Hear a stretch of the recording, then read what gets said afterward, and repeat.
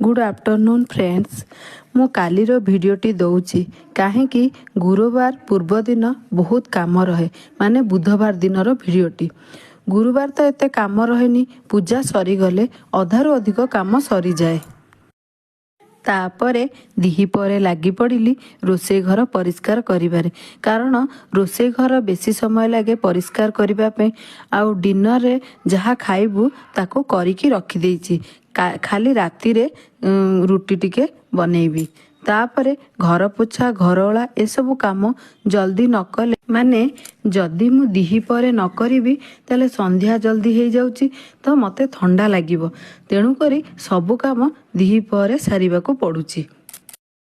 आउ बुधवार दिन आइंस करने मना करथिली, काहेकि ना छोट पिला घर तो आउ ए मार्गशीर मासरे ही मु बुधवार मना करिछि आइंस खाइबा पे, कारण गुरुवार तो पूजा रहिबो आ बुधवार दिन ही तो सबू काम रहे ना। तो तेणु करी तांको मना करथिली जे बुधवार दिन हमर आइंस हबनी। आज सेतिपई साधा हेइथिला। तापरे बालकुनी सफा करिबारे लागी पड़िली, तो कारण पिला माने एठी जहाले भी अलिया करिकी रखंती तो तेणु करी ए बालकुनी की भी सफा कर देइथिली आज। तापरे धुआ धुई हेइ सारी आसी ठाकुर पूजा लुगा पिंधि जो अरुआ चाउल को मु बाटिबारे लागी पड़िली, काहेकि ना एहा बाटी सारला परे तो झोटी देबी ना, तो संध्या बेले भी हेइ नथिला। तो मु सेतिपई जल्दी जल्दी झोटी पकेइली। आ मते झोटी पकेइबाकू भारी भल लागे।